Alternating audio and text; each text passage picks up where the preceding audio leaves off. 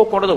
పాము సంతానకారకత్వం దగ్గర నుంచి పాము అనేక విషయాల్ని మనకి ప్రబోధం చేస్తుంది.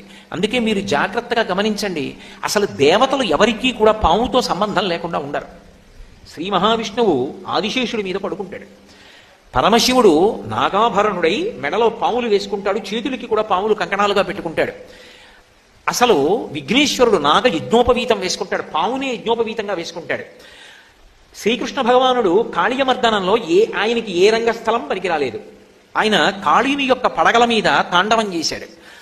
మీరు ఎక్కడ చూడండి, చివరికి సహస్రారమని పాము పడగలు ఎలా ఉంటాయో శ్రీ విద్యా సంప్రదాయంలో ఆ సహస్రారమును చేరుకున్నప్పుడు అలా ఉంటుంది అని. కాబట్టి పాముతో సంబంధం లేనటువంటి దేవతలు ఉండరు.